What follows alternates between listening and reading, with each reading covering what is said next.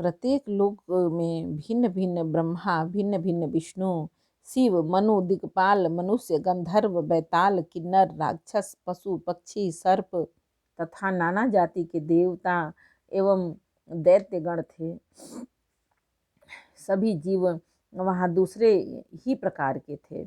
अनेक पृथ्वी, नदी, समुद्र, तालाब, पर्वत तथा सब सृष्टि वहाँ दूसरी प्रकार की थी। प्रत्येक ब्रह्मांड में मैंने अपना रूप देखा तथा अनेकों अनुपम वस्तुएं देखी। प्रत्येक भुवन में न्यारी ही अवधपुरी, भिन्न ही सरयू जी और भिन्न प्रकार के ही नर नारी थे। हे तात सुनिए, दशरथ जी, कौशल्या जी और भरत जी आदि भाई भी भिन्न भिन्न रूपों में थे। मैं प्रत्येक ब्रह्मांड में राम अवतार और उनकी अपार बाल लीलाएं देखता फिरता। हे हरिवाहन, मैंने सभी कुछ भिन्न भिन्न और अत्यंत विचित्र देखा। मैं अनगिनत ब्रह्मांडों में फिरा, पर प्रभु श्री रामचंद्र जी को मैंने दूसरी तरह का नहीं देखा। सर्वत्र वही शिशुपन, वही शोभा और वही कृपालु श्री रघुवीर। इस प्रकार मोह रूपी पवन की प्रेरणा से मैं भुवन भुवन में देखता फिरता था। अनेकों ब्रह्मांडों में भटकते मुझे मानो 100 कल्प बीत गए। फिरता फिरता मैं अपने आश्रम में आया और कुछ काल वहाँ रहकर बिताया। फिर जब अपने प्रभु का अवधपुरी में जन्म सुन पाया, तब प्रेम से परिपूर्ण होकर मैं हर्षपूर्वक उठ दौड़ा। जाकर मैंने जन्म महोत्सव देखा, जिस प्रकार मैं पहले वर्णन कर चुका हूँ। श्री रामचंद्र जी के पेट में मैंने बहुत से जगत देखे और जो देखते ही बनते थे, वर्णन नहीं किए जा सकते। मैंने सुजान माया के स्वामी कृपालु भगवान श्री राम को देखा। मैं बार बार विचार करता था, मेरी बुद्धि मोह रूपी कीचड़ में व्याप्त थी। यह सब मैंने 2 ही घड़ी में देखा। मन में विशेष मोह होने से मैं थक गया।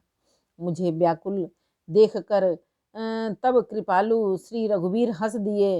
हे धीर बुद्धि गरुण जी, सुनिए। उनके हंसते ही मैं मुंह से बाहर आ गया। श्री रामचंद्र जी मेरे साथ फिर वही लगपन करने लगे। मैं करोड़ों असंख्य प्रकार से मन को समझाता था, पर वह शांति नहीं पाता था।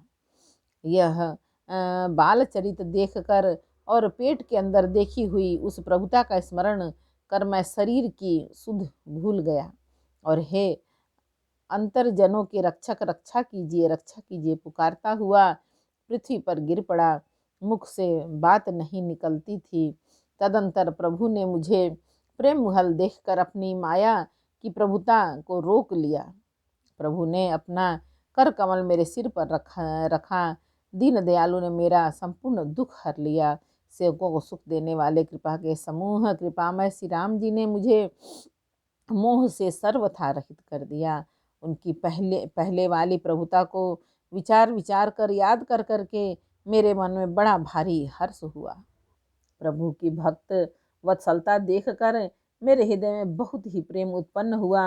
मैंने आनंद से नेत्रों में जल भरकर पुलकित होकर और हाथ जोड़कर बहुत प्रकार से विनती की। मेरे प्रेम युक्त वाणी सुनकर और अपने दास को दीन देखकर रमा निवास श्री राम जी सुखदायक गंभीर और कोमल वचन बोले, हे कागभुसुंडी, तू मुझे अत्यंत प्रसन्न जानकर वर मांग। अणिमा आदि 8 सिद्धियां, दूसरी सिद्धियां तथा संपूर्ण सुखों की खान, मोक्ष, ज्ञान, वैराग्य विज्ञान और वे अनेकों गुण जो जगत में मुनियों के लिए भी दुर्लभ है, ये सब मैं आज तुझे दूंगा, इसमें संदेह नहीं।